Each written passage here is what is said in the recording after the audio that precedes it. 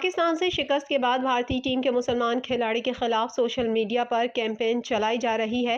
کئی بھارتی کرکٹرز اور سیاستدان شامی کے حق میں میدان میں آ گئے۔ کانگریس لیڈر راہل گاندھی نے شامی کے حق میں ٹویٹ کرتے ہوئے کہا کہ ہم سب آپ کے ساتھ ہیں، یہ نفرت سے بھرے لوگ ہیں، ان کو معاف کر دیں۔ سابق بھارتی کرکٹر سچن تندولکر، وریندر سہواگ، ہربھجن سنگھ اور اظہر الدین بھی شامی کے حق میں سامنے آئے۔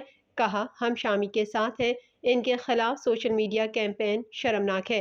بھارتی کرکٹ ٹیم کے سابق فاسٹ بالر عرفان پٹھان بھی محمد شامی کے خلاف سوشل میڈیا پر چلنے والی مہم پر برہم ہو گئے۔ بھارتی صحافی برکھا دت نے شدت پسندوں کو آڑے ہاتھوں لیا۔ انہوں نے کہا کہ کیا واقعی محمد شامی کے خلاف متعصبانہ آن لائن حملوں پر خاموش رہنے والی ہندوستانی ٹیم بلیک لائف میٹرز پر گھٹنے ٹیک کر ٹریبیوٹ پیش کر رہی ہے؟ یہ سب حقیقت سے بہت الگ ہے۔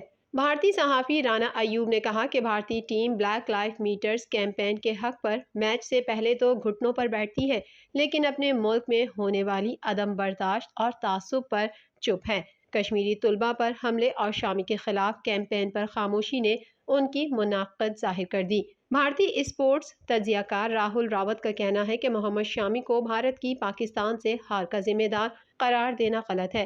مذہبی بنیاد پر محمد شامی کو ملک سے باہر نکالنا، نفرت کرنا اور نفرت کرنے والوں کا ساتھ دینا ٹھیک نہیں۔ واضح رہے کہ بھارت کی پاکستان کے ہاتھوں عبرتناک شکست پر بھارتی انتہا پسندوں نے ہار کا سارا ملبہ مسلمان کھلاڑی محمد شامی پر ڈال دیا تھا۔ بھارت میں مسلمان ٹیچر کو T20 ورلڈ کپ میں بھارت کے خلاف پاکستان کی جیت کی خوشی منانے پر ملازمت سے فارغ کر دیا گیا، جبکہ بھارتی انتہا پسندوں نے کشمیری طلباء کو پاکستان کی جیت پر خوشی منانے پر تشدد کا نشانہ بنایا۔ سوشل میڈیا پر ان کے خلاف مہم چلائی گئی، جس میں کسی نے انہیں جاسوس قرار دیا تو کسی نے پاکستان کے ساتھ مفت کھیلنے کا مشورہ دیا۔